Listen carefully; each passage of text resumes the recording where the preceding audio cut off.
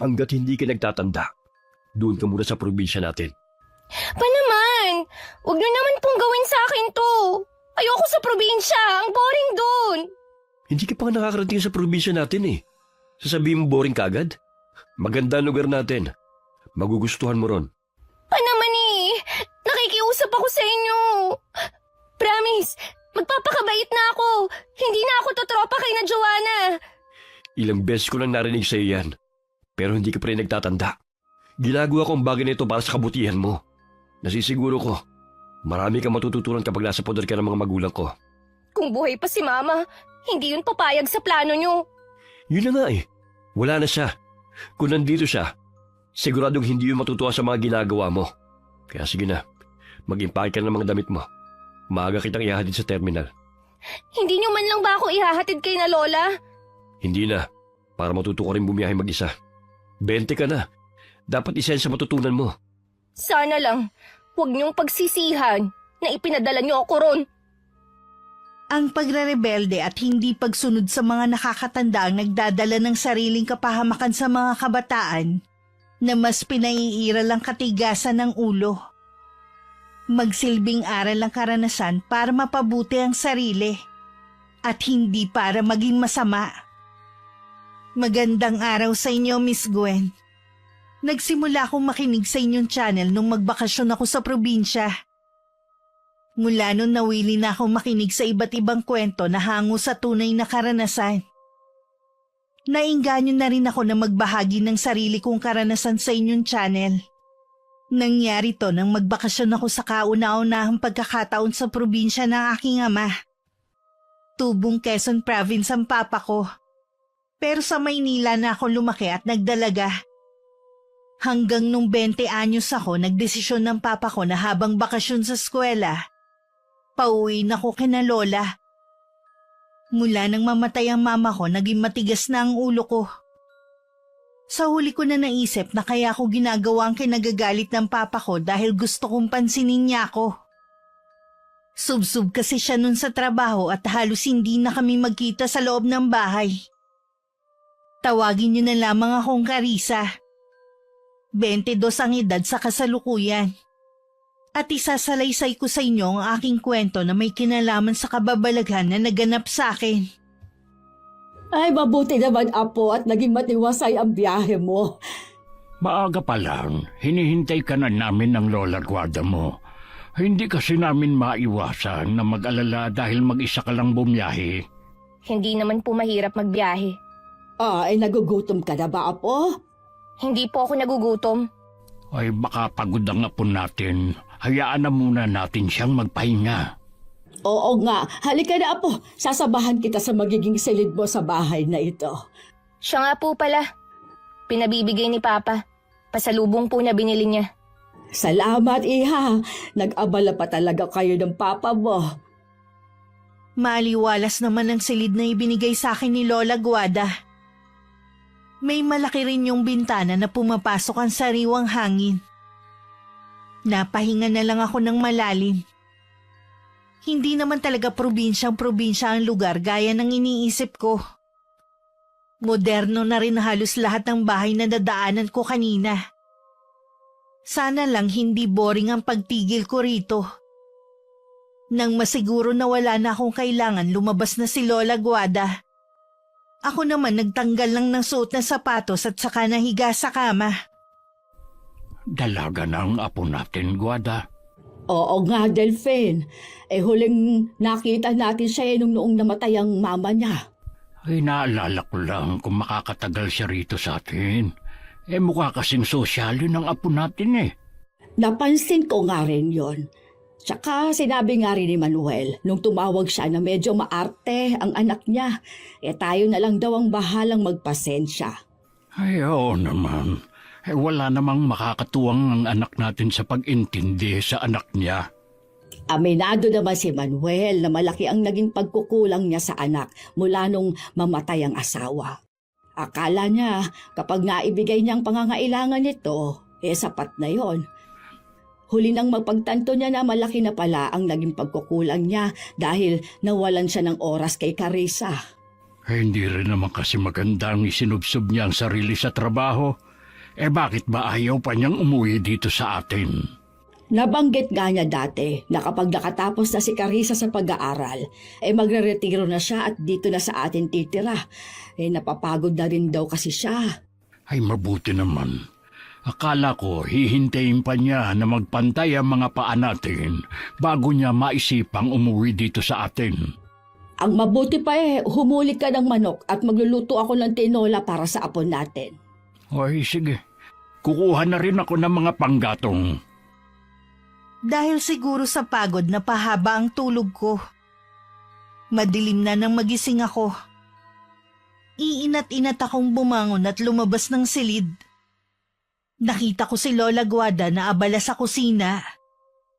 Napalingon siya sa akin at saka ngumiti. Naupo naman ako sa upuang yari sa kawayan habang inililibot ang paningin sa paligid. Ang layo kasi ng itsura ng tinitirhan nila sa bahay namin sa Maynila. Kung ano lang ang kailangan, yun lang din ang kagamitan sa bahay na yun.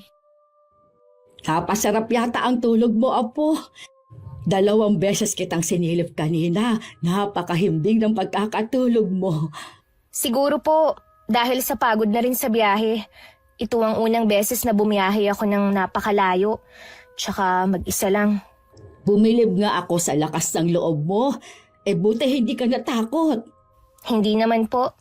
Nasaan nga po pala si Lolo Delphine? Binibisita lang ang mga alaga niyang hayop. Gabi-gabi niya yung ginagawa. Ano po bang pwedeng gawin dito para hindi ako mainip sa bakasyon ko, Lola? Pwede mo akong samahan sa bukid para hindi ka mainip dito sa bahay. Ho? Sa bukid? Naku, Lola, hindi ko pinangarap na masunog sa ilalim ng araw. Ayoko nga umitim. Palabiro ka pala, apo. Alam mo, hindi ka naman masusunog dahil may lilim naman. Maliban na lang kung tutulungan mo ako sa pagtatanim. Lola, wala rin po akong maitutulong sa inyo kahit sumama ako. Wala akong hilig sa pagtatanim eh. Kakausapin ko na lang ang mga pinsan mo dito para masamahan ka sa pamamasyal. Wala naman po yatang mapapasyalan sa lugar na to eh. Merong ilog dito sa amin. Nako, pwede ka maligo doon. Ayoko, Lola. Baka mamaya madikitan pa ako ng linta. Wala siguro akong magagawa kundi ang tumambay dito sa bahay. Habang wala kami ng Lolo Delphine mo, papupuntahin ko dito ang mga pinsan mo para samahan ka. Hindi naman po ako batang musmos para samahan pa nila. At isa pa po, hindi naman siguro ako mawawala dito sa bahay. Ang akin lang naman para meron kang makakwentuhan habang wala kami. Sigurado matutuwa ang mga pinsan mo kapag nakilala ka. Hindi na lang ako kumibo. Gusto ko rin naman makilala ang iba naming kamag-anak. Ilang sandali lang naghain na si Lola Guada ng hapunan namin. Dumating na rin si Lolo Delphine. Kinabukasan, bago umalis ang 2 matanda, dumating ang mga pinsan kong sina Kuya Nilo, Dana at Ate Presi. Lahat sila nakangiti sa akin at bumati pa. Tipid ng ngiti lang naman ang sinukli ko sa kanila. Hindi ko rin maiwasang pag-aralan ng mga itsura nila. Kahit kasi maaga pa naliligo na sa pawi si Kuya Nilo. Ang 2 naman parang hindi pa yata naghihilamos at nagsusuklay. Ang layo nila sa mga kaibigan ko sa Maynila. Sana magustuhan mong pagbabakasyon mo dito sa amin, Carissa. Oo nga, Carissa. Kung gusto mo maligo tayo sa ilog. Siguradong hindi ka pa nakakaligo sa ganung lugar. Wala naman yatang ilog sa Maynila Nabanggit nga ni Lola Guada ang tungkol sa ilog. Pero wala akong balak maligo dun, no? Sabi mo lang yan. Pero kapag nakita mo ang malinaw na tubig, maeengganyo ka ng maligo. Oh, talaga? Oo, Carissa. Subukan mo lang sumama sa amin. Magdadala na lang tayo ng pagkain. Sigurado kasing magugutom tayo sa pagpunta doon. Sige na nga. Pumunta tayo dun sa ibang araw. Matagal-tagal din kasi ang bakasyon ko rito eh. Iimbitahin ka rin namin sa bahay para makilala mo naman ang mga magulang namin. Malaking pamilya ba tayo? Oo, pero ang iba nating mga kamag-anak sa ibang lugar na nakatira dahil taga doon ang mga napangasawa. Ang totoo niyan, kami na lang 3 wala pang asawa. Wala palang problema kung sakali na yayain ko kayo kahit saan. Habang nandito ako, kayo muna ang magiging alalay ko. Ay, mga kaibigan ko. Ilang sandali pa dumating na si Kuya Nilo. Galing siya sa pangunguhan ng mga buko sa likod bahay. Nabanggit ni Dana na parehong 25 sina Kuya Nilo at Ate Presi. Siya naman 2 taon lang ang tanda sa akin. Nalibang naman ako sa pakikipagkwentuhan sa mga pinsan ko. Masarap naman pala silang kausap. Akala ko kasi dati boring kausap ang mga taga-probinsya. Napag-alaman ko rin na isa palang elementary teacher si Ate Presi. Mag-iisang taon na pala siyang nagtuturo. Si Kuya Nilo naman nakaplano na ang pagsakay sa barko. Samantalang si Dana 1 taon pa bago magtapos ng pag-aaral. Ayos lang kaya naiwan natin si Carissa sa mga pinsan niya. Oo naman. Bakit naman nag-aalala ka riyan? Ay kasi, baka hindi nila makasundo si Carissa. Sabi nga ni Manuel, may pagkasuplada ang anak niya. Malalaman natin mamaya pag uwi kung ano bang nangyari sa kanila. Kailangan din kasing matutong makibagay ng apo natin. Oo nga. Huwag ka nang mag-alala dyan. Pareho namang mabait ang anak natin at si Margarita. Kaya palagay ko'y may itinatago din na kabaitan ng apo natin na yon. Maaaring naimpluwensyahan lang ng mga kaibigan kaya iba ang ugali. Tapos laking Maynila pa. Ay sana mangyari ang gusto ni Manuel na mapagbago ang anak dito sa atin. Gawin lang natin kung ano ang alam natin na makakabuti kay Carissa. Ay mabuti pa bilisan na natin ang paglalakad. Tanghali na tayo. Delphine, Oh, bakit natitigilan ka dyan? si Malu ba ang parating na yon? Ay, siya nga. Akala ko ba nagpakalayo-layo na yan? Yon din ang pagkakaalam ko bakit kaya siya nagbalik? Baka wala na siyang ibang mapuntahan. Lumiko siya papuntang gubat. Ibig sabihin, doon siya naninirahan ngayon? Hayaan na nga lang natin siya. Mas gusto naman niyang mamuhay na mag-isa lang. Yun din naman talaga ang makakabuti para sa mga taga rito. Nang pauwi na sina Lolo at Lola, nakasalubong pa nila ang 3 pinsan ko na pauwi na rin. Nagmano pa silang 3 nang makalapit. Masaya naman ang 2 matanda dahil ibig sabihin lang nun, nakasundo ko ang mga pinsan ko.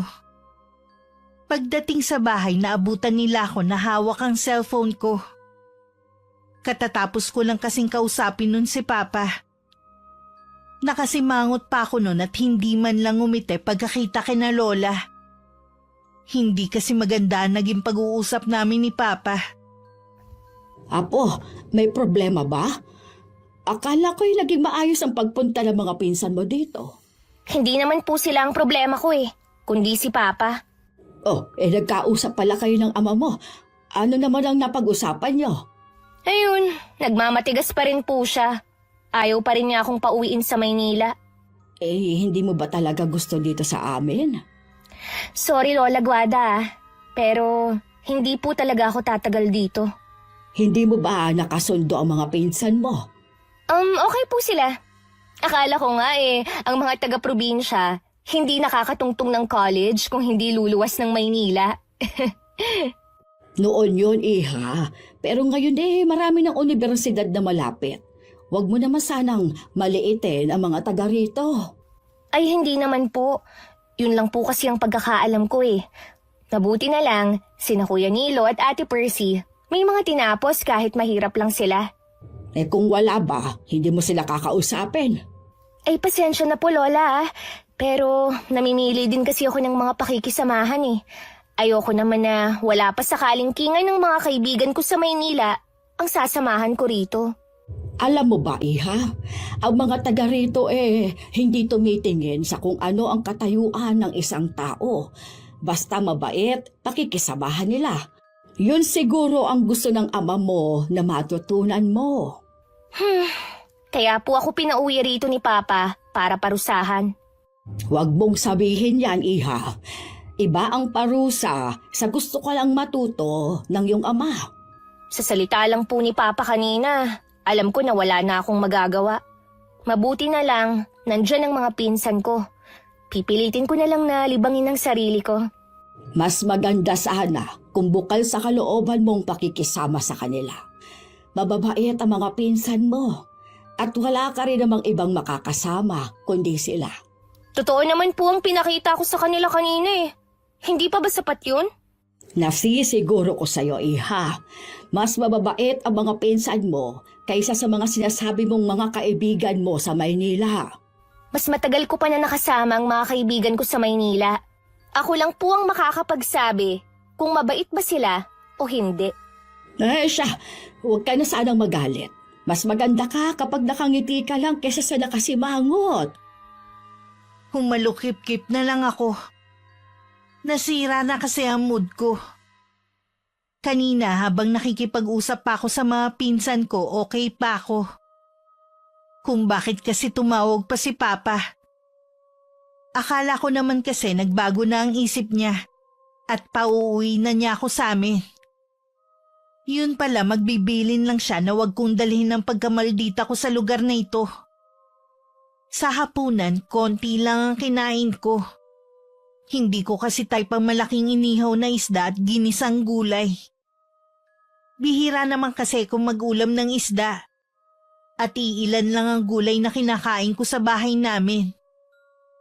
Madalas pa nga sa labas ako kumakain dahil lagi namang gabi na umuwi si Papa.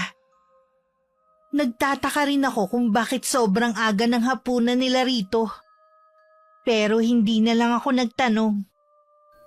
Carissa, ano ang ginagawa mo dito sa labas? Oh, kayo po pala, Lolo. Hindi pa po kasi ako inaantok eh.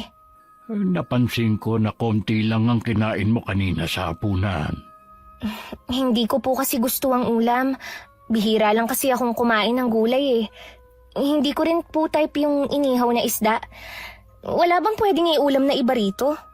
Magsabi ka lang sa lola mo kung ano ang gusto mong iulam at bibilhin niya. Ayaw naman namin na mga yayat ka habang nandito ka.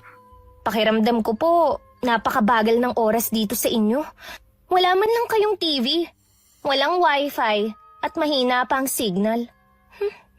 Pasensya ka na, Iha, kung wala kami ng mga nabanggit mo. Dati kasi binilahan kami ng TV ng papa mo. Pero dahil lagi naman kaming nasa bukid at hindi nagagamit, nasira lang yun.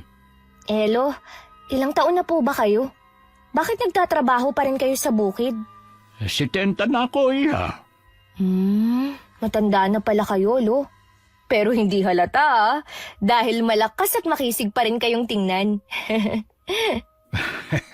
Ganyan yata kapag batak sa trabaho, Apo. Hindi po ba kayo napapagod? Dapat nga po nagpapahinga na kayo. Yung mga lolo ng mga kaibigan ko na kaedad nyo lang. Naku, ang dami ng sakit. Kayo po ba? May nararamdaman na kayo sa katawan? Alam mo, kahit rayuma, wala pa akong nararamdaman. Lagi nga namin biruan ng lola mo Malakas pa kami sa alaga naming kalabaw. Halata nga po Mabuti naman, ngumingiti ka na. Alam mo ba, nakamukha mo ang lola Guada mo nung kabataan niya? Siya po pala ang kamukha ko. Kaya pala marami ang nagsasabi na hindi ko kamukha ang mga magulang ko.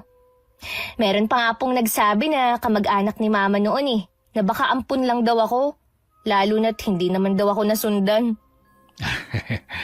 Anak ka ng mga magulang mo, Iha. Huwag mong paniwalaan ang mga sinasabi ng ibang tao. Oo nga po. Matagal ko na rin po yung inisip. Mabuti na lang sinabi nyo. Dito sa probinsya, ang bilis lumalim ng gabi. Tara na sa loob ng bahay. Sumunod naman ako kay Lolo. Nauna na akong pumasok sa loob ng bahay habang siya palingalinga sa paligid na parang may hinahanap. Nang pumasok na rin si Lolo, tsaka na ako tumuloy sa silid ko. Maaga pa rin naman akong nakatulog ng gabing yun. Kinabukasan bisita ko ulit sina Kuya Nilo, Ate Presi at Dana. Niyaya nila akong pumunta sa bayan. Sumama naman ako sa kanila.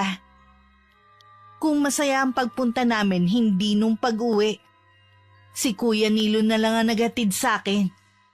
Sa ibang tricycle na sumakay ang dalawa. Salamat sa paghatid mo sa akin dito ah. Wala yun. Hindi naman kita pwedeng pabayaang umuwing mag-isa eh. Ako mananagot sa lolo at lola natin. Ano ba ang problema ng dalawang yun? Wala naman sana.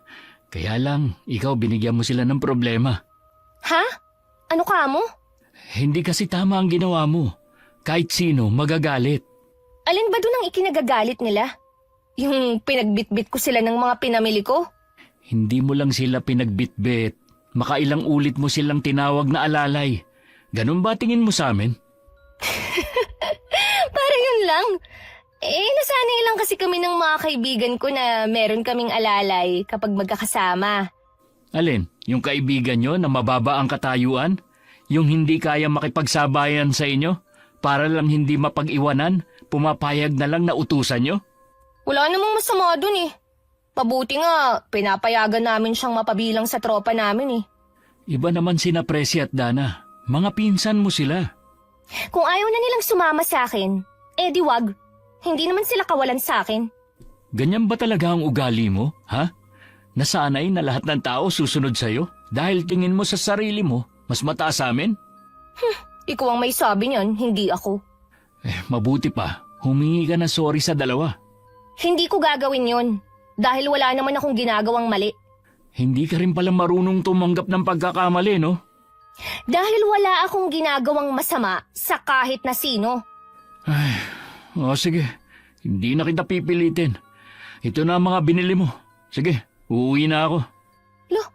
Problema niyo? Mga sensitive ba talaga ang mga taga-probinsya? Bakit ko kung magalit kayong lahat sa akin?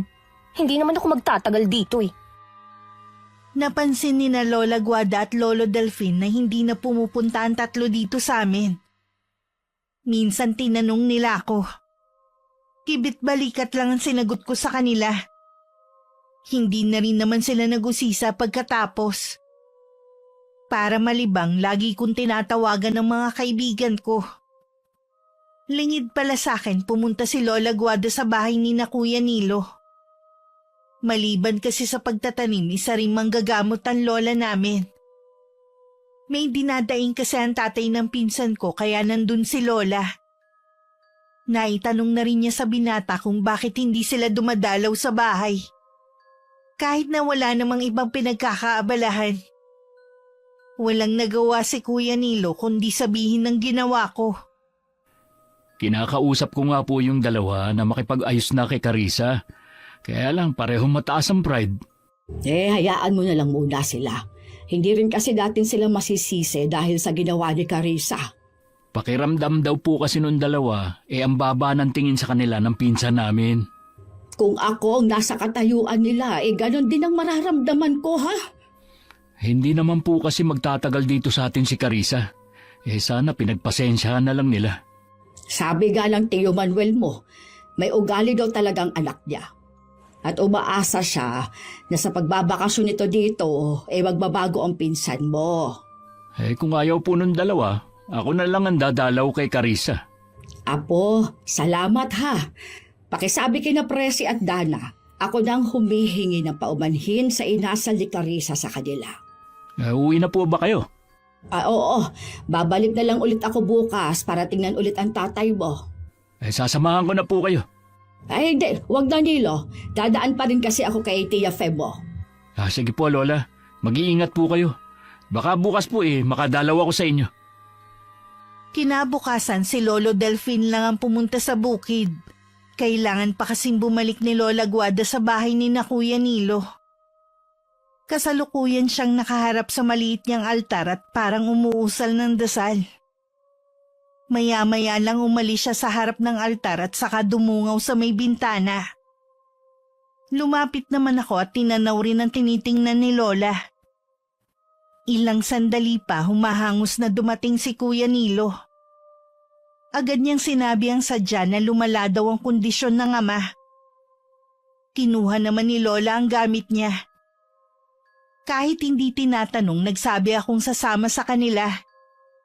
Pagdating namin, sa labas pa lang maririnig na ang malakas na hiyaw ng tatay ni Kuya Nilo. Parang hirap na hirap yun sa nararamdaman. Ano ba ang sakit ng tatay mo? Kahapon naman kasi maayos pa siya. Ang pagsakit lang naman ng binti niya ang dinadaing niya. Pero ngayon, nagkaroon na ng mga bukol ang balat niya. Kumikirot daw at parang tinutusok ng libu-libong karayom. Baka kailangan na ninyo siyang dalhin sa ospital. Alam namin kung anong nangyayari kay Itay at hindi doktor ang makakatulong sa kanya. Hindi ko maintindihan. Ano ba ang magagawa ni Lola Guada? Sa pagkakaalam ko, hindi naman siya nag-aral ng medicine eh. Hindi nga pero mahusay na manggagamot si Lola Guada. Hindi lang mga sakit ang kaya niyang gamutin. Kung ganun, bakit hindi niya ginamot nun si Mama? Pasensya ka na, Carissa. Pero lola mo lang ang makakasagot niyan. Itatanong ko na lang sa kanya pag nakauwi na kami ng bahay. Akala ko, manghihilot lang siya eh. Tuwing merong nagkakasakit dito sa lugar natin, may napaglalaroan ng elemento at nakukulam, si Lola Guada ang tinatawag. Sa tingin mo, ano kayang sakit ng tatay mo? May hinala kami na kinukulam si tatay. Totoo pala ang kulam? Oo naman. Kapag may kakilala ka na bigla na lang nagkasakit at hindi malaman ng doktor ang sakit niya, malamang kinulam siya. Dapat sa albularyo lang lumapit. Hindi ko alam kung paniniwalaan ko yan. Para kasing imposible eh. Hindi naman kita pinipilit maniwala eh. Nakakaawa ang sigaw ng tatay mo. Para siyang kinakatay. May tiwala ako na mapapagaling siya ni Lola Guada. Sana nga. Ay, siya nga pala. Nagkikita ba kayo ni na Ate Percy at Dana? Oo. Malapit lang naman ang bahay nila dito eh. Galit pa rin ba sila sa akin? Dapat kasi humingi ka muna ng tawad para mawala ang galit nila. Bakit ko naman gagawin yun? Dahil may kasalanan ka naman talaga sa kanila eh. Kahit habang buhay ko na silang hindi kausapin, ayos lang naman sa akin eh. Matigas pala talaga ang ulo mo, no? Bakit? Sino ba sila sa akala mo, ha? Kung ayaw mo, di wag. Ayokong pilitin ka. Sana lang, habang nandito ka, maisip mo ang mali mo. Naiwan akong mag-isa sa sala. Lumabas kasi si Kuya Nilo at may kukunin lang daw sa likod ng bahay. Nagulat pa ako nang sumigaw na naman ang tatay niya. Dala ng kuryosidad, tumayo ako at lumapit sa may silid kung nasa ng tiyuhin ko. Nakaawang ang pinto kaya nasilip ko ang nangyayari sa loob. Napahawak pa ako sa bibig ko dahil sa nakita ko. Buong katawan kasi ng tiyuhin ko puno ng sariwang sugat. Tumutulo pa ang dugo mula doon. Umiiyak naman sa tabi niya ang tiyahin ko. Si Lola Guada naman panayang usal ng dasal. Muntik pa akong mapatalon nang may humawak sa balikat ko. Paglingon ko si Kuya Nilo lang pala. Ay, pasensya ka na ako, nagulat kita. Bakit ganun ang balat ng tatay mo? Kaya pala ganun na lang ang sigaw niya. Parang binalatan siya ng buhay. Matindi siguro ang galit ng taong gumawa nun sa kanya. Naniniwala ka pa rin ba na nakulam ang tatay mo, ha? Kailangan na niyang madala sa doktor. Baka mamaya ma-impeksyon ang sugat niya. Alam ko na mahirap paniwalaan ang nangyayari. Pero magtiwala lang tayo kay Lola Guada. Ano bang klaseng pag-iisip meron kayo, ha?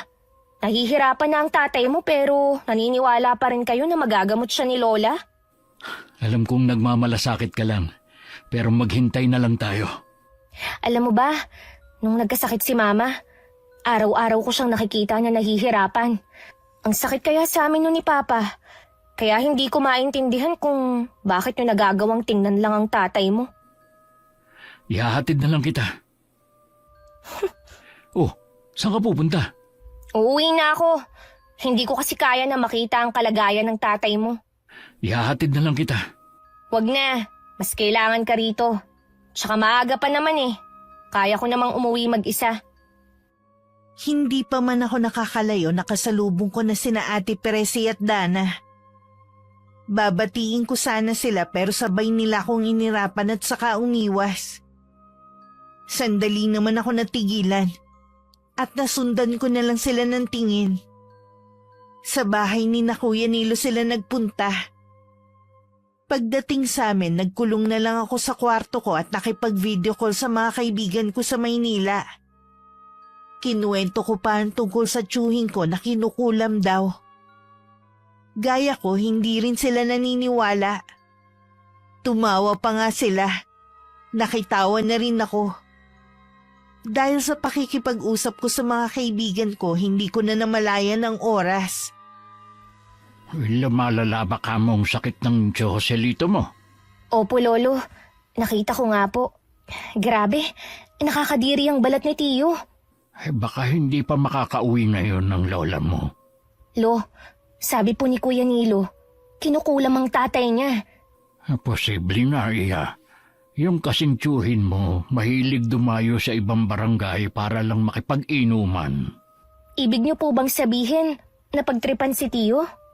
Ganun na nga, o di kaya may nakaaway siya na hindi sinasabi.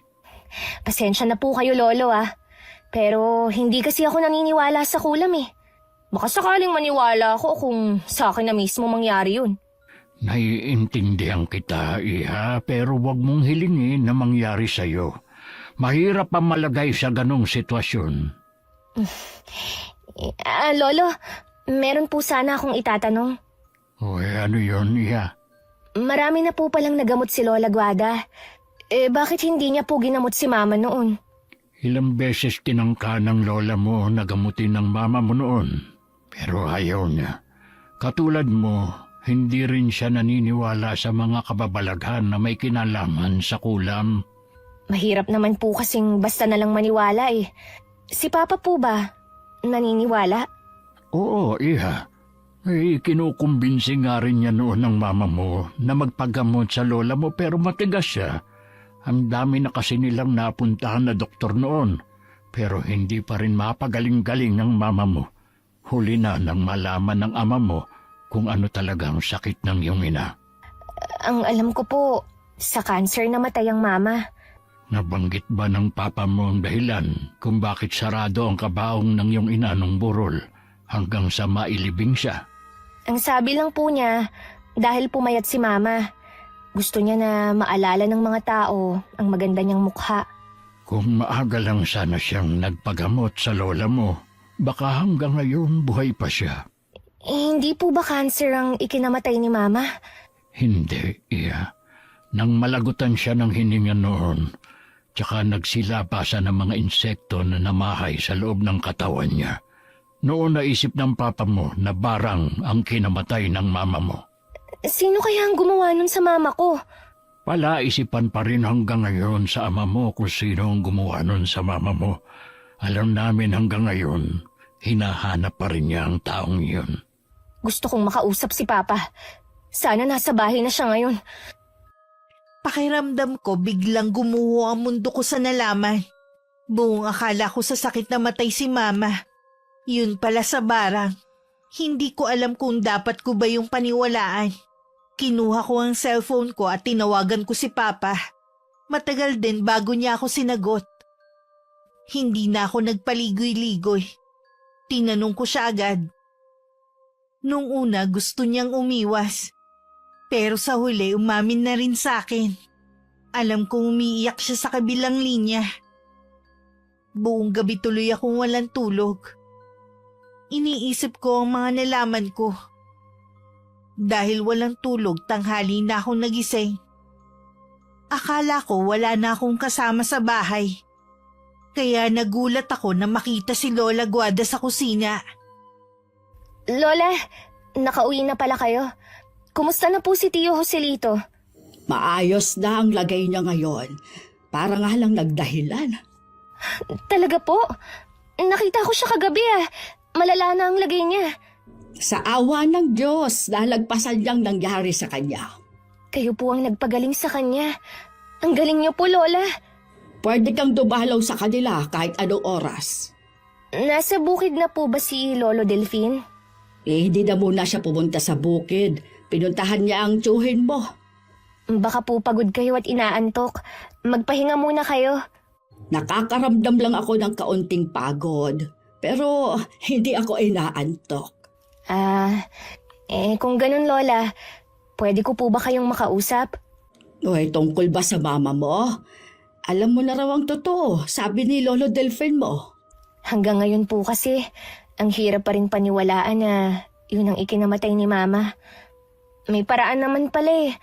Bakit hindi siya nagpagamot? Di sana hanggang ngayon, buo pa rin ang pamilya namin. Lahat ay ginawa ng papa mo, pero ang mama mo pa rin kasi ang nasusunod doon. Hindi ba ako naisip ni Mama noon? Na gusto ko pa siyang makasama? Hindi namin alam kung anong iniisip ng mama mo noon. O baka sadyang matigas lang ang ulo niya. Malalaman pa po kaya natin kung sinong gumawa nun kay Mama? Kung nagpagamot ang mama mo sa akin, posibleng nalaman ko. Bakit kaya hindi po ito nabanggit ni Papa? Kung sakali ba, maniniwala ka. Ang mama mo nga hindi. Sinarili ng papa mo lahat yon. Wala siyang naging karamay, kundi ang sarili lang niya. Naaawa nga rin po ako sa kanya eh. Pero dapat, pinilit niya si Mama na magpagamot sa inyo. Tapos na rin naman. Wala na tayong magagawa pa. Ganun na lang po ba yun? Wala na ang mama mo. Sigurado naman kung nasaan man siya, masaya na siya. Sana nga po. Masaya at tahimik na ang kaluluwa niya. Mahalin mo na lang ang papa mo at ang mga taong mahalaga sa'yo. Hindi natin kasi alam kung hanggang kailan lang tayo sa mundong ito. Ang mahalaga, maipadama sa mga mahal natin sa buhay kung gaano sila kahalaga sa atin. Naisip kong tama si Lola. May panghihinayang lang ako nararamdaman ngayon. Dahil hindi ko yun naiparamdam kay Mama nung nabubuhay siya. Sinabi ko naman sa kanya na mahal ko siya. Pero sa palagay ko, hindi naging sapat yun. Hindi ko kasi siya naalagaan nung may sakit siya. Hindi ko rin kasi naisip na mawawala siya sa amin agad. Isang araw nakita ko si Tio Joselito. Malakas na at parang hindi pinagdaanan ng nangyari sa kanya. Ni bakas ng mga sugat sa katawan wala akong makita. Magaling nga talaga si Lola Guada. Naniniwala ka na ba sa kulam? Oo. Alam mo bang barang din pala ang ikinamatay ng mama ko? Ha? Yung gumagamit ng insekto? Mas matindi yun kaysa sa kulam. Akala ko sa sakit na kanser namatay si Tia Margarita. Yun lang ang sinabi ni Papa. Nalaman mo ba kung bakit hindi siya nagpagamot kay Lola Guada? Ayaw daw niya eh. Kahit anong pilit kay Papa. Hindi rin kasi siya naniniwala eh. Sa mga doktor lang siya nagtitiwala. Alam kong hindi madali ang pinagdaanan yung mag-ama nang mawala ang mama mo. Hindi ko sinasabi na kalimutan mo na ang nangyari pero kailangan niyo pa rin magpatuloy sa buhay. Ano pa ba ang ginagawa ko? Kahit mahirap na walang ina, ginagawa ko pa rin ang dapat para maging proud si Mama. Kung nasan man siya ngayon. Sigurado ko na mahusay kang estudyante. Pero sa palagay ko, mas magiging proud pa sa'yo ang mama mo kung medyo babaguhin mo yung ugali mo. Ano naman ang problema sa ugali ko, ha? Yung tungkol na naman ba kay na Ate Percy at Dana? Huwag ka namang magalit. Nagsumbong kasi yung dalawa na nung makasalubong mo sila, inisnab mo na naman daw. Sana ikaw na lang ang lumapit at nakipagbate, hindi yung susupladahan mo pa. Yun pala ang sinabi nila, ha? Okay. Di mas lalo akong hindi makikipagbati sa kanila. Huwag mo sanang kakalimutan na mas matanda sila sa'yo. Ano ngayon? Tingin ko rin wala na rin silang balak makipagbate dahil sa pagmamatigas mo. Sana bawasan mo yung pagkamaldita mo. Hindi lahat kasi ng mga taga rito maiintindihan ka. Pwede ba? Huwag mo akong utusan kung ano ang ugaling ipapakita ko. Ganito na ako eh. Walang sino man ang makakapagpabago sa akin. Oo na. Nasabi mo na nga yan eh. Pwede ba? Para hindi masira ang araw ko, huwag mo nalang babanggitin ang dalawang yon. Okay? Okay, sige. Ako na lang ang sasama sa iyo at magpapasyal. Ayos lang ba? Oo naman. Wala namang problema sa akin kahit tayong dalawa lang. Mabuti na lang hindi umiwas sa akin si Kuya Nilo. Kundi mas nakakainip ang bakasyon ko rito. Ayoko rin naman talaga dun sa dalawa. Ewan ko ba para kasing may ugali rin. Pakiramdam ko na pipilitan lang din silang pakisamahan ako dahil kina Lola. Nang mga sumunod na araw, pinuntahan namin lahat ng bahay ng mga kamag-anak namin na noon ko lang nakita. Mainit naman ang pagtanggap nila sa akin. Ilang beses din nag-cruise ang mga landas namin ni na Ate Presi at Dana pero walang pansinang naganap. Napapakamot na lang tuloy ng ulo sa amin si Kuya Nilo. Pambihira talaga si Presi. Imbis na gamitin ang pagiging matandang pinsan niya, siya pa tong nagpapalaki ng issue niyo. Nakita mo naman na hindi ko sila pinapansin eh. Pero ang talim ng mga titig nila sa akin. Katuringang teacher pa naman siya. Hayaan mo, pagsasabihan ko siya. Gusto ko pa rin na magkaayos kayo bago ka umuwi ng Maynila. Nangangarap ka na naman ng gising. Hindi na yun mangyayari. Kahit ano ang sabihin mo, hindi ako nawawalan ng pag-asa. Ay, siya nga pala. Kilala mo ba yung babaeng yun? Lagi ko kasi siyang nakikitang dumadaan dito sa tapat ng bahay eh. Minsan pa nga, sumusulyap siya rito. Si Aling Malu yun. Ilang buwan din siyang hindi umuwi sa lugar na to. Sabi ni tatay, sa gubat siya nagpatayo ng bago niyang kubo. Akala ko, sa Maynila lang uso ang pulubi. Dito rin pala. Huwag kang nga tumawa at hinaan mo rin ang boses mo. Baka mamaya marinig ka. Totoo naman ang sinabi ko ah. Tingnan mo nga ang itsura niya. Parang hindi naliligo. May diferensya ba siya sa pag-iisip? Wala. Tumahimik ka na nga dyan. Tingnan mo, lumingon siya. Narinig ka yata niya. Ano? Mabuti nga't marinig niya eh. Baka kasi wala pang nagsasabi sa kanya na mukha na siyang pulubi. Alam mo kung nasa Maynila siya, maraming magbibigay sa kanya ng limos. Kapag hindi ka pa tumigil, uuwi na lang ako. Oo na nga! Ang hirap naman sa lugar na to. Masama pa lang magsabi ng totoo. Namimintas ka naman eh. Hindi mo naman kilala si Aling Malu para pagsalita mo siya ng hindi maganda. Alam mo ba, kahit sino dito walang naglalakas loob na pagsalitaan siya. Hindi mo naman kasi alam ang pinagdaanan ng tao. At wala akong balak alamin pa, no? Sigurado naman ako na mas mahirap ang pinagdaanan ko. Hindi kompetisyon ang bawat pinagdadaanan ng tao. Kaya nga iba-ibang pagsubok sa atin eh. Wala naman na yung babae. Kaya tigilan mo na yung paninermon mo. Pero ang sama ng tingin niya sa akin kanina. Kapag nakasalubong mo siya, iwasan mo na lang. Iiwasan ko talaga siya, no? Ayoko naman makisalamuha sa mga katulad niya. Halos araw-araw na sa amin si Kuya Nilo kaya hindi ako naiinip. Tuwing nakatambay kami sa labas ng bahay, lagi rin dumadaan si Aling Malu. Sandali siyang titigil at susulyap sa akin. Parang may galit ang mga titig niya. Baka nga narinig niya ang mga sinabi ko noon. Araw yun ng linggo. Inaasahan kong darating si Kuya Nilo pero inabot na ng tanghalian, hindi pa rin siya dumarating. Balak ko pa naman siyang yayain sa ilog.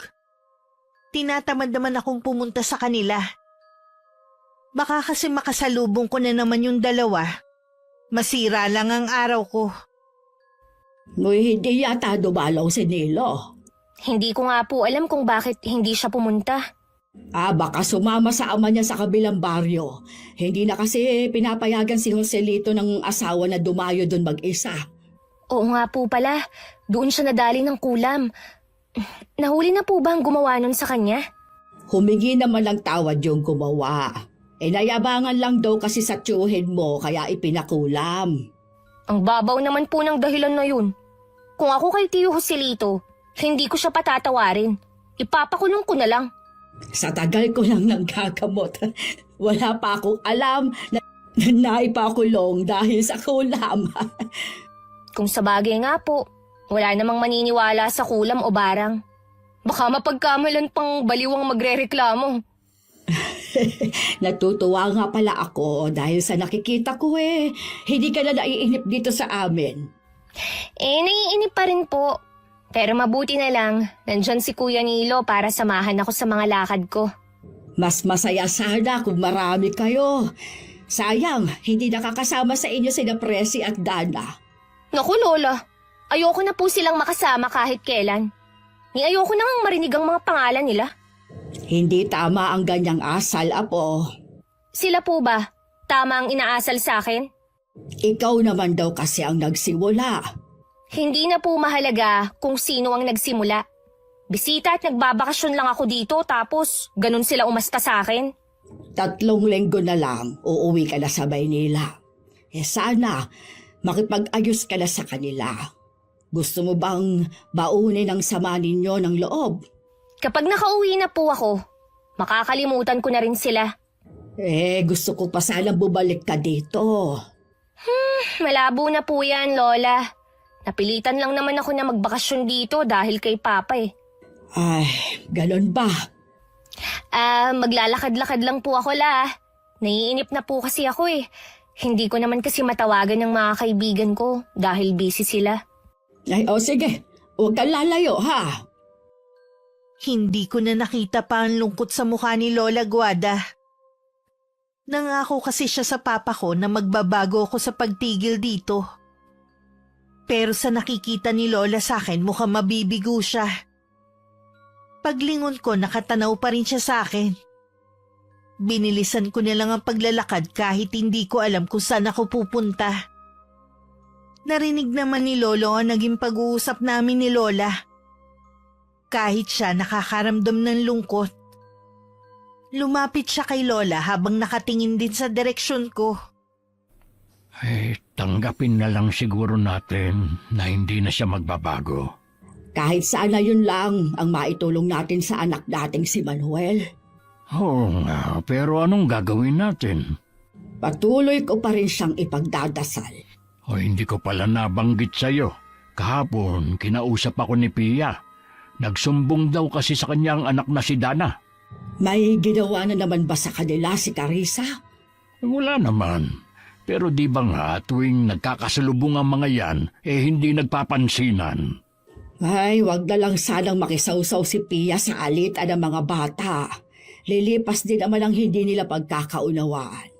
Yun na nga sabi ko eh. Kilala mo naman ang babaeng yun. Isa rin na ayaw magpatalo. Oo nga. Pagsasabihan ko rin siya kapag pumunta ako sa kanila. Makalipas lang ang kalahating oras, umuwi na rin ako sa amin. Habang pabalik, nakasalubong ko si Aling Malu. Naalala ko bigla ang bilin sa akin ni Kuya Nilo. Umiwas na lang ako at hindi na tumingin sa kanya. Ramdam ko naman ang pagsunod sa akin ng tingin ng babae. Malayo-layo na rin ako nang maisipan kong lumingon. Naroon pa rin sa kinatatayuan niya si Aling Malu. Matalim ang pagkakatitig sa akin. Pagdating sa bahay, may mga chat sa akin ng mga kaibigan ko. Kasalukuyan daw silang nasa beach. Bigla ako nakaramdam ng inggit. Kung nasa Maynila ako, siguradong kasama ako sa mga lakad nila. Tinawagan ko si Papa at nakiusap ulit na kung pwede na akong pabalikin. Pero matigas siya sa desisyon niya na dumito muna ako kina Lola. Nang sabihin kong uuwi ako sa ayaw at sa gusto niya, nagbanta siyang tuluyan na akong patigilin sa pag-aaral. Doon na ako napaiyak at nagwala sa silid ko. Taranta namang pumasok si Lola. Ay, Apo! Ano nangyari sa'yo? Ha? Bakit ka umiiyak? Gusto ko na po kasing umuwi ng Maynila. Pero ayaw po akong payagan ni Papa. Talaga ba na gusto mo na umuwi sa inyo? ang buhay ko dati. Ilang linggo na lang naman uuwi ka na. Hindi ko na nga po kayang tumira dito. Hindi ganitong buhay ang kinasanayan ko. Hindi niyo ba naiintindihan? Naiintindihan naman kita, Apo. Hayaan mo. Patatawagin ko ang tiyuhin mo sa papa mo para makausap ko. Sasabihin ko sa kanyang sunduin ka na. Nagbanta po si Papa. Na oras na umuwi agad ako. Hindi na niya ako pag-aaralin. Biruin niyo yun? Anong klase siyang ama? Gusto ba niyo na wala akong marating sa buhay, ha? Kakausapin ko siya para maliwanagan. Huwag ka na umiyak, Apo. Bakit ba nangyayari to sa akin? Ang gusto ko lang naman gawin kung anong magpapasaya sa akin. Tapos si Papa, itinapon ako sa lugar na to. Ganun ba kasama ang lugar na ito para sa'yo? Kailangan niyo pa bang itanong yan, Lola? Hindi pa ako sanay sa ganitong lugar. Yung sobrang tahimik. Maagang naghahapunan ng mga tao at maagang natutulog. Ayoko ng buhay probinsya. Ay, mukhang hindi ka natatagal dito. Kapag nakausap ko si Manuel, kung hindi ka man niya masundo dito, ipahahatid kita kay Nilo. Paano po kung tutuhanin niya ang sinabi niya na hindi na niya ako pag-aaralin? Ako nang bahala sa bagay na yan. Hindi ako papayag. Nag-iisa ka lang niyang anak. Tungkulin niya yon. Sinisiguro ko sa'yong makikinig sa akin ang tatay mo. Sige po, La. Sana makumbinsin niyo siya. Para na talaga akong mababaliw dito. Samantalang yung mga kaibigan ko, kung saan-saan na sila nakakarating. Ay, sige na. Tumahan ka na ha. Ayoko umiiyak ka. Ayusin mo na ang sarili mo. Nang makalabas ng kwarto ko si Lola Guada, nagpahid na ako ng mga luha. Inayos ko na rin ang mga kinalat kong gamit sa sahig. Si Lola naman pinuntahan ng isang anak niyang may cellphone at pinatawagan si Papa. Nagkausap naman sila at sinabi ko anong gusto kong mangyari. Napailing-iling na lang si Lola sa naging sagot ng Papa ko. Umuwi rin naman siya agad at nag-aabang na si Lolo Delfin sa kanya. Palabas sana ako ng kwarto nang marinig ko ang pagtatanong ni Lolo sa naging pag-uusap nila. Dahil gusto kong malaman na naging pag-uusap ni na Papa at Lola, nakinig muna ako sa kanila. Hoy, nagmamatigas ang anak mo. Gagawin daw niya talagang sinabi niya oras na umuwi si Carissa. Sana sinabi mo na nahihirapan ng apo natin dito. Hindi nga kasi sanay ang bata sa buhay probinsya. Lahat ng sinabi ko sa kanya ayaw niya talagang pumayag. Pinarating din kasi ni Pia ang tungkol sa alitan ng mga apo natin.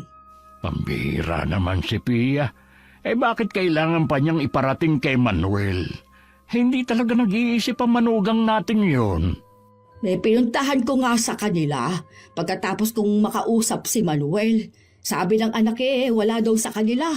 Hindi ko lang alam kung totoong wala siya o baka inuutos lang sa anak na yun ang sabihin. Paano kasi? Takot na masita mo. Takot naman pala siya. Gagawa-gawa pa siya ng kalokohan.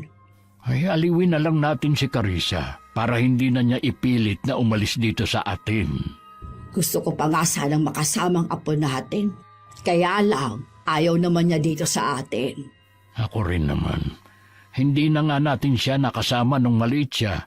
Ngayon naman, nagmamadaling umalis.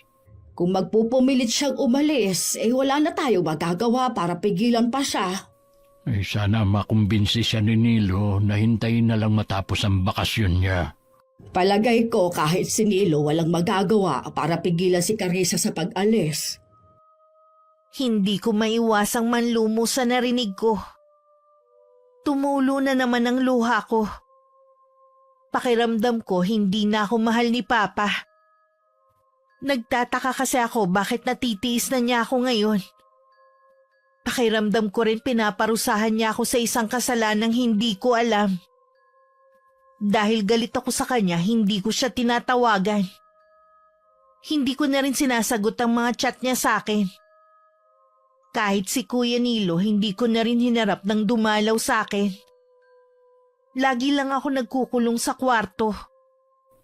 Palagay ko po, naiinggit lang si Chapia kay Carissa dahil sa Maynila nakatira. Kita niyo naman po kung gaano kaganda at kasosyal ang pinsan ko. Gusto kasi niya na maging tulad nito si Dana. Yun na nga ang dahilan kung bakit siya nakikisawsaw. Nakalimutan ko na numero 1 nga palang inggitera yung si Pia. Ito naman kasing si Dana nagpapasulsul din. Si Presi ba ayaw pa rin makipagkasundo. Busy po siya. Alam niyo naman po ang mga teacher ngayon. Maraming gawain maliban sa pagtuturo ng mga estudyante.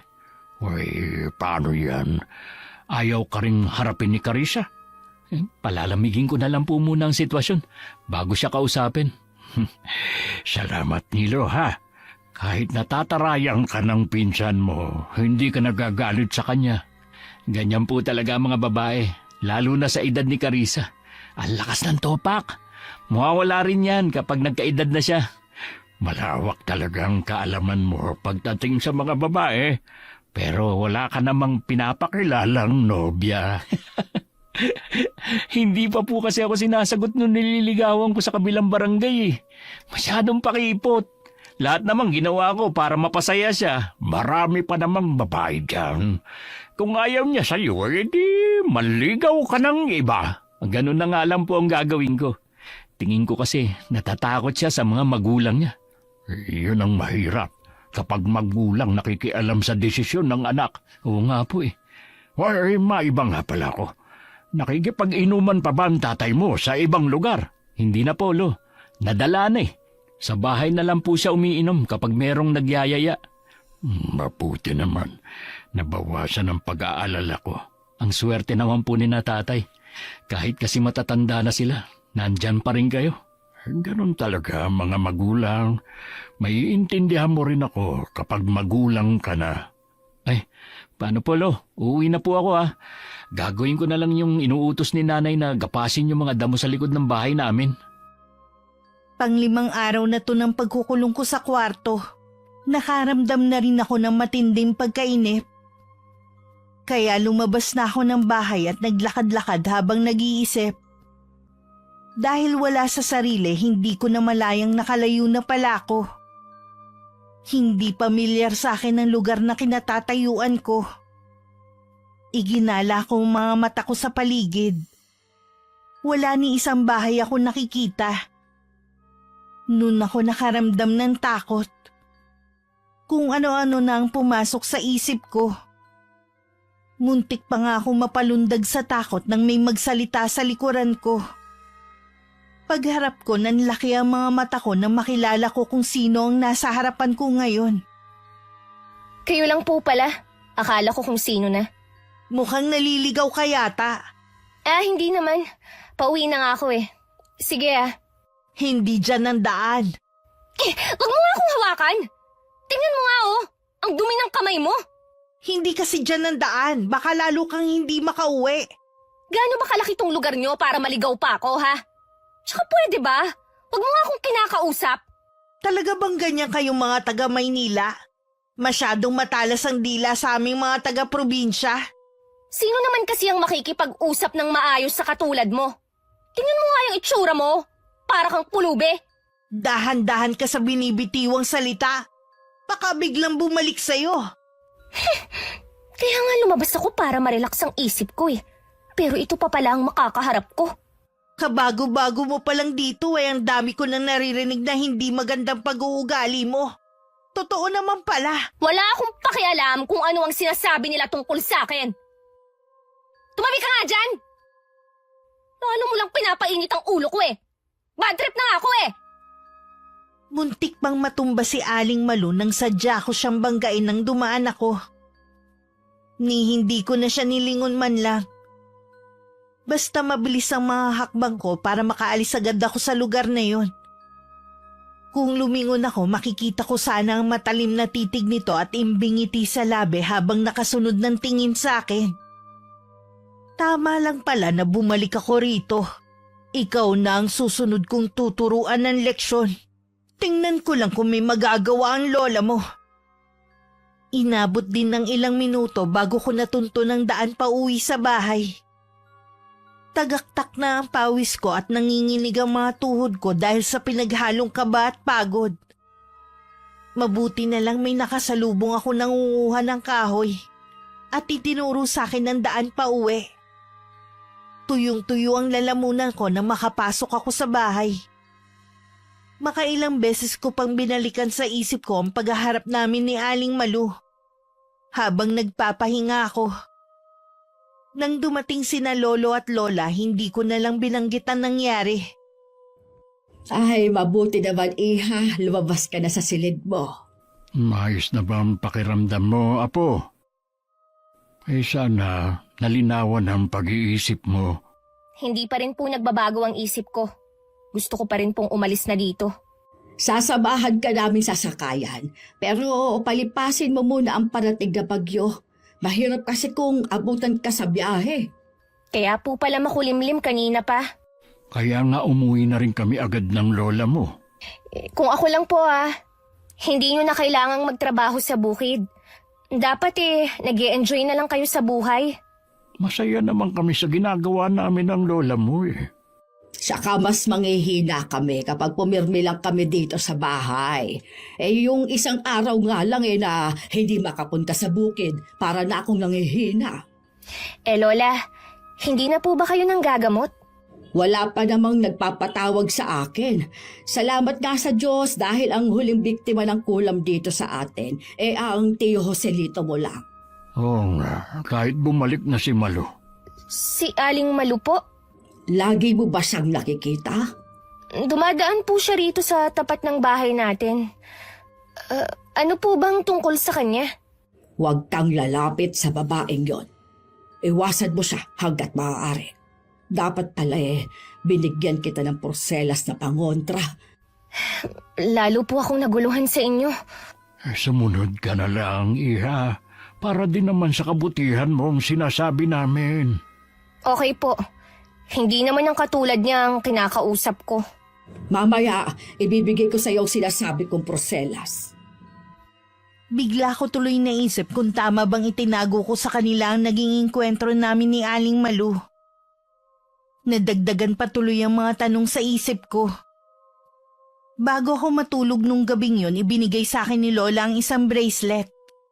Parang pamilyar to sa akin. Nang maalala ko na meron din ito si Kuya Nilo. Hindi ko na muna isinuot at itinabi ko muna. Kinaumagahan, bisita namin si Kuya Nilo. Hinarap ko na rin siya dahil baka yun na ang huling beses na pagbabanding naming dalawa. Buo na talaga kasi ang pasya ko na umuwi na ng Maynila. Nasa labas kami ng bahay. Habang si Lolo Delfin abala sa pagsisibak ng kahoy at si Lola Guada naman abala sa kusina. Talaga bang hindi na kita mapipigilan? Hindi na. Kahit ano pa ang gawin mo o sabihin mo. Kapag umalis ka, siguradong hindi ka na rin babalik. Ganun na nga. Kahit sandali ka lang dito, mamimiss pa rin kita. Maaalala naman kita lagi. Kapag pumunta ka ng Maynila, pwede ka namang dumalaw sa bahay namin. Oo ba? Basta sasamahan mo ako sa magagandang pasyalan dun, ha? Oo naman, kahit hindi mo sabihin. Ililibre mo rin ba ako? Ano ka? Sinuswerte? Hayaan mo, pag-iisipan ko. Minsan lang naman ako pupunta ng Maynila Kaya dapat talaga ilibre mo ako. Uy, wag mong kalilimutan na estudyante pa lang ako. Ay, oo nga pala. Di bale, kapag nakasakay na ako sa barko, ililibre naman kita. Sabi mo yan Nabulahaw ang masaya naming pagkukwentuhan ni Kuya Nilo nang marinig naming sumisigaw si Lolo. Nasa labas ng bakuran namin si Aling Malu. Nang tumingin siya sa akin, may kaba ko naramdaman na hindi ko maipaliwanag. Si Kuya Nilo ang lumapit sa lolo namin para awatin ito. Ano bang hinihintay mo? Umalis ka na! Ayokong umaali-aligid ka dito sa bahay namin! Huwag kang magdala ng kamalasan dito! Alis na!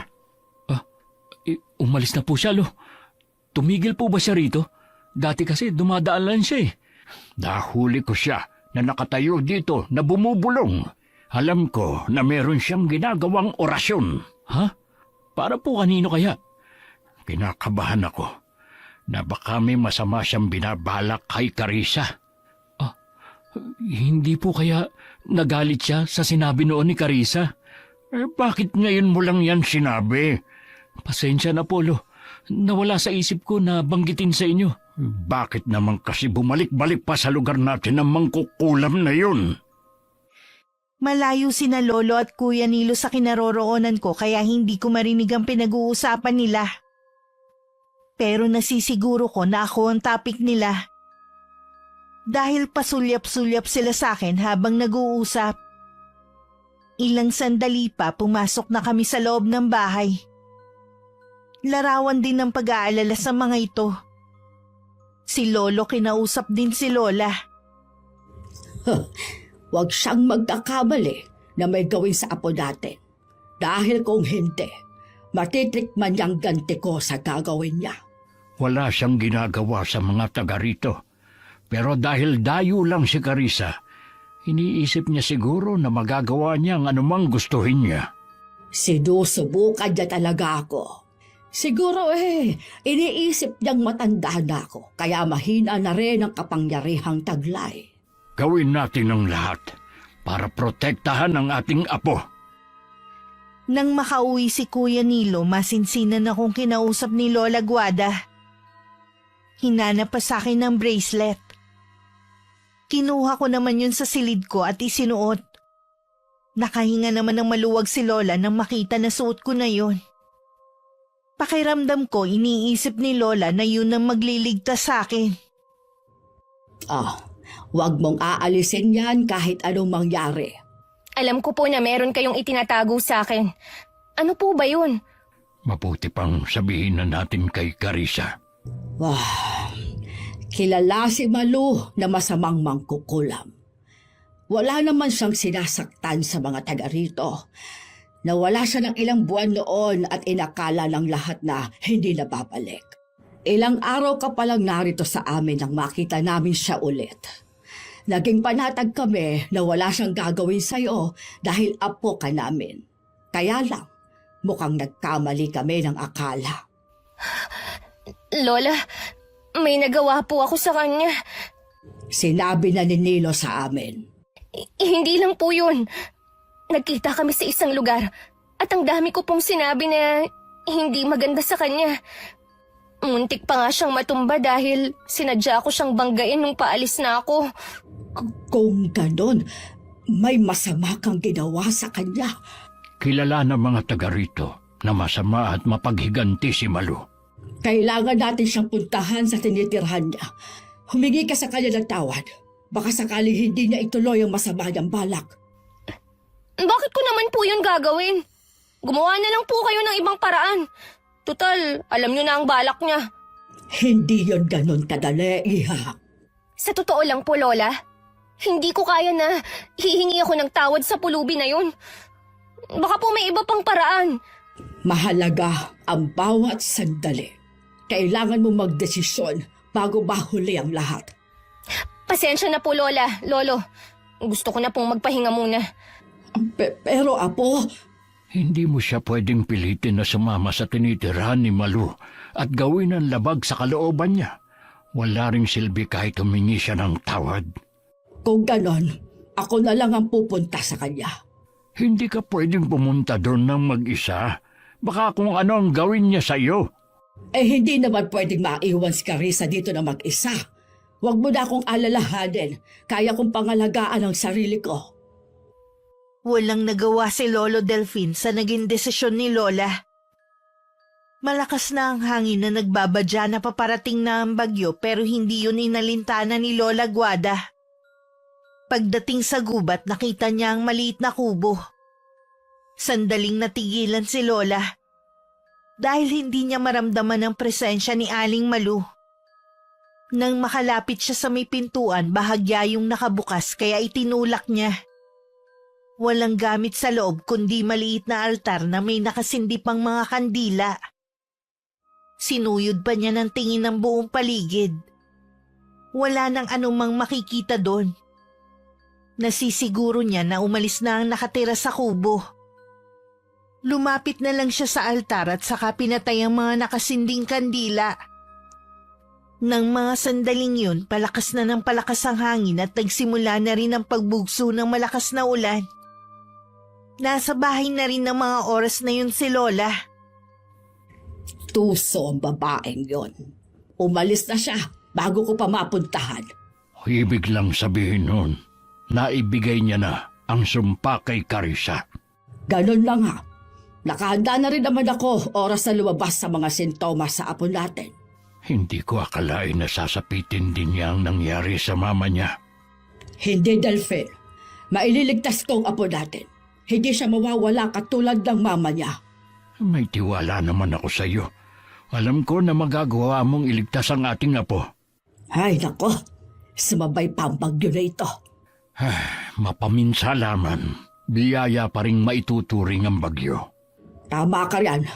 Sa dami ng mga biyayang natanggap natin, hindi dapat tayo nagreklamo. Ipapaalam ba natin kay Manuel? Wag na muna siguro. Marami na siyang iniisip. Wag na nating dagdagan pa. Pupuntahan ko lang si Carissa. Kasalukuyan akong nakahiga lang sa kama habang hawak ang cellphone. Umupo ako nang pumasok si Lola Guada. Tumabi siya sa akin at saka sinuri ang kabuuan ko. Nakahinga naman siya ng maluwag na makitang ayos lang ako. Lola, bakit po? Gusto ko lang masigurong ayos ka.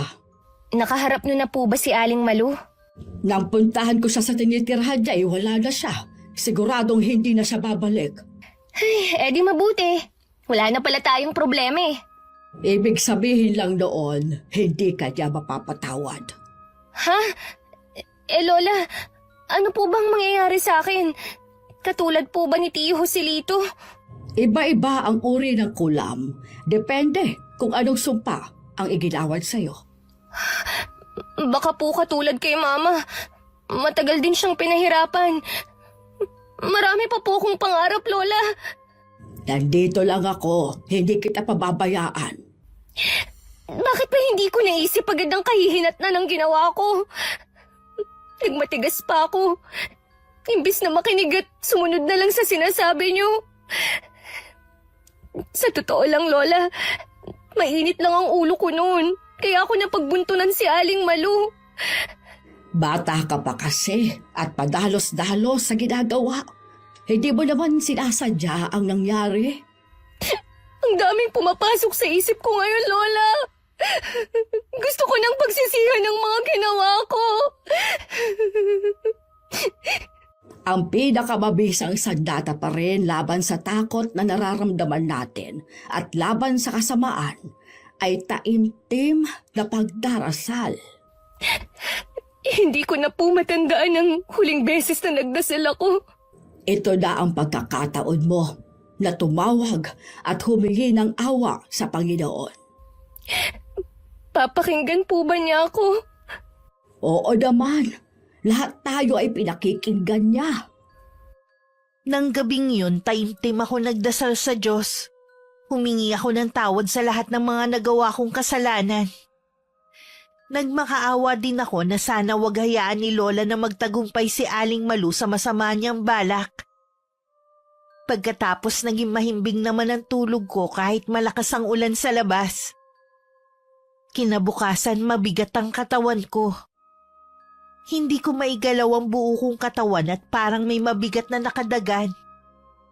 Sinubukan kong tawagin sina Lolo at Lola, pero walang boses na lumalabas sa akin.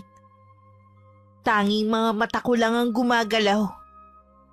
Sa sulok malapit sa lumang kabinet may naaaninag akong nakatayo doon.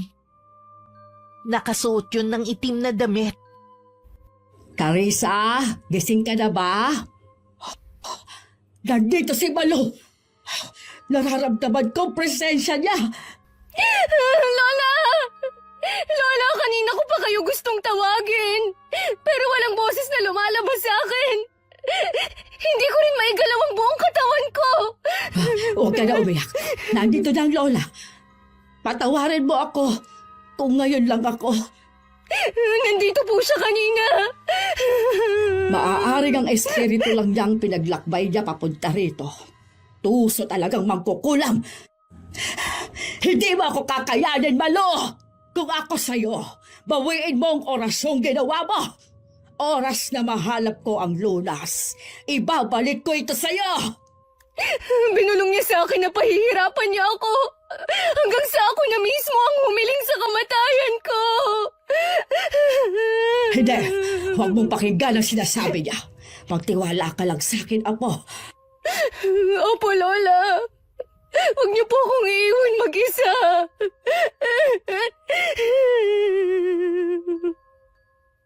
Nakasalubong ni Kuya Nilo si Lolo at nabanggit sa kanya ang nangyayari sa akin. Kinakitaan naman ng matinding pag-aalala ang pinsan ko. Hindi na muna niya tinapos ang pinagagawa sa kanya ng mga magulang. Agad na rin siyang pumunta sa bahay namin. Naabutan niyang natutulog ako. Hindi siya makapaniwalang sa sandaling panahon naging butot balat na lang ako. Namamagari ng tuhod ko at may malaking sugat. Tinatanggalan pa yun ni Lola ng mga uod na halos kasing laki ng butil ng bigas. Hindi niya matagalan na nakikita. Kaya lumabas muna siya sa kwarto ko. Naabutan niya si Lolo na gumagawa ng herbal sa kusina namin. Sana naman po gumaling na si Carissa. Mapapagaling siya ni Lola Guadamo, gaya ng ibang napagaling niya. Bakit po wala pang ginagawa si Lola?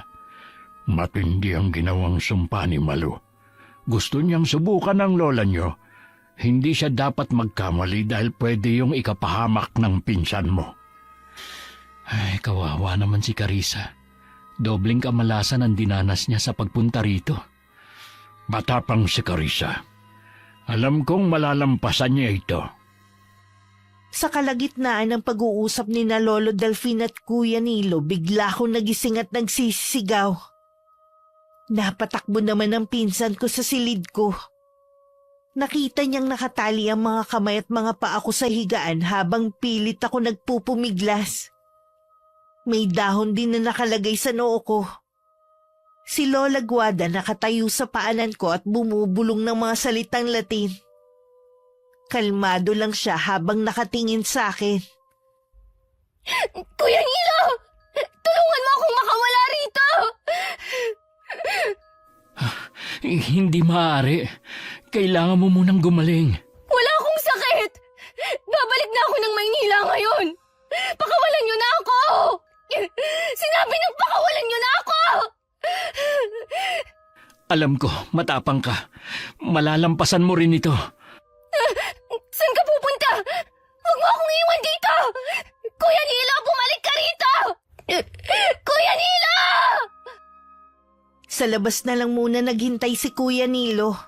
Panay din ang dasal niya na sana gumaling na ako agad. Napagdaanan din kasi ng pamilya niya ang nangyayari sa akin.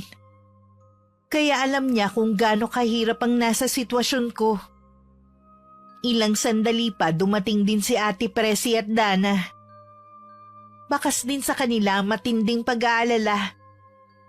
Sandali rin silang sumilip sa kwarto ko. At awang-awa sila na makita ko sa ganung kalagayan. Salamat naman pumunta kayo rito. Akala ko matitiis nyo na si Carissa eh. Uy, grabe ka, hindi naman ganun katigas sa mga puso namin, no? Hindi pa siya nagkakasakit, balak na namin makipagkita sa kanya. Oo nga, naghahanap lang talaga kami ng tiyempo. Kahit gusto ko sanang dumito pa si Carissa.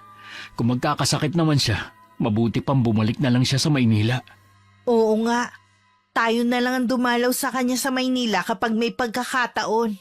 Mas lalawakan ko na ang pangunawa ko sa kanya. Tutal, tayo naman ang mas matanda sa kanya. Mabuti naman at wala na ang galit sa mga puso nyo. Alam ko na pagkatapos na nangyari sa kanya, lalambot na rin ang puso niya sa inyo. Sa panahong naghihirap ako, hindi umalis ang mga pinsan ko sa tabi ko. Hindi ako makapaniwalang sa kabila ng masamang ginawa ko sa kanila. Kabutihan pa rin ang isinukli nila sa akin. Napaluha na lang ako. Pinahid naman ni Ate Presi ang luha na tumulo sa pisngi ko. Para maibsan ang nararamdaman kong sakit, lagi akong pinapainom ng herbal ni Lolo. Kahit marami akong nararamdaman sa katawan, alam kong pangatlong araw na akong nakaratay. Ganun na katagal akong nakikipaglaban sa karamdaman na gawa ng isang tao.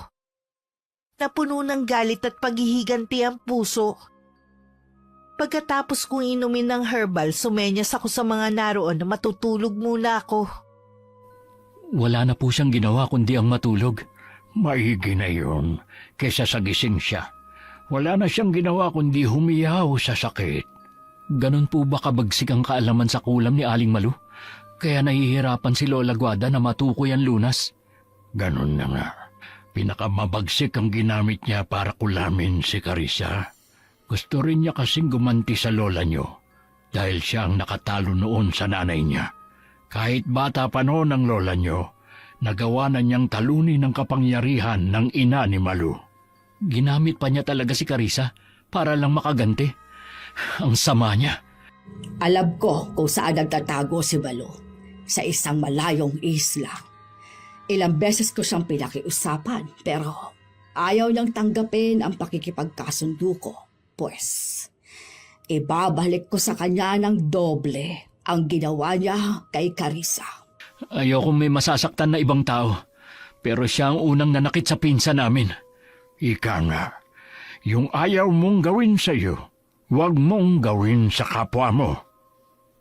Malakas na bumigkas ng mga salitang Latin si Lola Guada.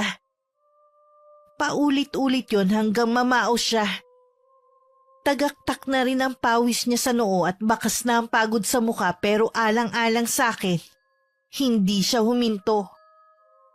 Ilang sandali pa naging normal na ang paghinga ko.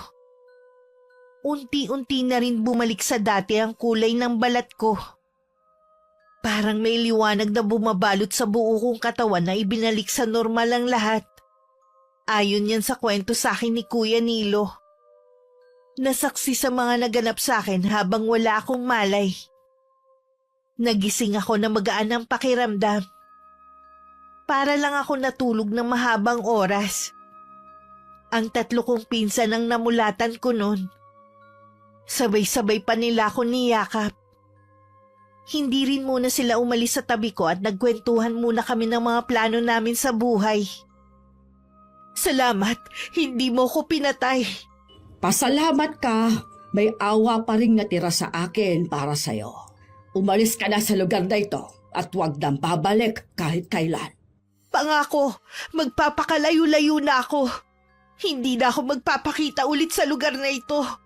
Sige na, baka magbago pang isip ko. Sana nga, tuparin niya ang pangako na magpapakalayo-layo na. Oras na makita ko siyang muli, hindi na ako magdadalawang isip na tapusin siya. Napatunayan naman niya siguro na mas mahusay pa rin ako kaysa sa kanya. Wala ka pa rin talagang kupas. Mukhang nagkakatuwa ng mga apo natin sa loob. Masaya ako na nagkasundo na sila. Sana maging dahilan yan na kahit matapos na ang bakasyon ni Carissa, gugustuhin pa rin niyang bumalik dito. Marami ng dahilan ng apo natin para bumalik ulit sa piling natin. Kung kailan naman nag-i-enjoy na ako sa bakasyon ko tsaka naman malapit nang matapos. May naramdaman akong lungkot sa puso ko. Kung pwede nga lang na wag na akong umalis, mas pipiliin ko na dumito na lang sana. Alam kong ilang araw nang napapansin nila Lola ang pagiging malungkot at tahimik ko. Ibinigay ko na rin ang bracelet na napigtal nung mga panahon na may sakit ako. Meron pa naman ako dyan. Yun na lang ang ibibigay ko sa'yo. Salamat po Lola sa pag-aalaga niyo sa akin habang nandito ako. Wala yun, Iha. Alam ko na nagugustuhan mo na rin dito. Pwede kang bumalik kahit anong oras mong gustuhin. Sa totoo lang po, masaya ako sa Maynila dahil nandun na lahat. Pero dito ko po natagpuan ang tunay na kaligayahan kasama kayo. Masaya ako na marinig yan sa'yo. Kung pwede lang po sanang dito na lang ako tumira eh. Ang plano ng papa mo, kapag nakatapos ka ng pag-aaral, uuwi na siya dito. May pagkakataon ka pa na magdesisyon. Talaga po, hindi ko alam na gusto rin pala ni Papa na tumira dito. Ikaw lang naman ang inaalala niya. Salamat din, Apo, dahil binigyan mo ng saya ang bahay na ito kahit panandalian lamang. Nung hapon naging bisita ko naman si Kuya Nilo. Sa labas kami tumambay habang nakikinig sa isang channel sa YouTube. Hindi ako makapaniwalang mahilig palang makinig ang pinsan ko ng mga katatakutan. Ang paborito daw niya ang kwentong kulam. Nagkaroon tuloy ako ng ideya pero tsaka ko na yun babanggitin dito. Kapag wala kang ginagawa, makinig ka lang sa channel na to. Nasisiguro ko, mawiwili at maaadi ka din katulad ko. Mukha ngang maganda, tsaka may aral din. Katulad ng nangyari sa'yo, alam ko na meron kang natutunan. Oo naman. Ang karanasan kong ito ang nagturo sa akin na ang kabutihan ang laging nagwawagi. Sa mga karanasan natin, natututo tayo na maging mabuti. Sinong mag-aakala na ang malditang katulad ko, pwede pa palang magbago? Hindi ko rin akalain na mamahalin ko ang lugar na to higit sa Maynila. Natutunan mo rin kung paano makisama at magpakumbaba. Oo. Salamat sa inyo ni na Ate Presi at Dana. Sana sa susunod, mas matagal ka nang magbabakasyon dito. Sigurado yun. Ngayon pa ba na meron na akong tropa na mga pinsan ko rin? Nang sunduin ako ni Papa, hindi rin siya makapaniwala sa malaking pagbabago sa akin. Lalo na nang sabihin ko na gusto ko ulit magbakasyon kina Lola. Inilihim na lang din namin sa kanya ang malagim na nangyari sa akin. Ayaw na kasi naming makonsensya si Papa dahil ideya niya magbakasyon ako doon. Nakakatakot man na naging karanasan ko sa probinsya namin, mas nangibabaw pa rin ang masaya at makabuluhang pangyayari sa buhay ko. Bago ko bumalik sa Maynila, itinapon ko na ang masamang ugali na meron ako at tinira ko na lang ang kabutihan sa puso ko at ang karanasang nagturo sa akin kung paano maging mabuting tao. Sana po sa mga katulad kong kabataan matuto tayong makitungo ng tama. Huwag nating isipin lagi tayo ang sentro ng atensyon. Kapag maganda ang asal, papuri ang matatanggap kahit saan tayong makarating. Ang kawalang galang naman kapahamakan ng dulot sa atin. Sana maging inspirasyon ng kwento ko sa lahat ng mga nakikinig sa araw na ito. Mabuhay ang inyong channel, Miss Gwen. Wakas. Hanggat hindi ka nagtatanda, doon ka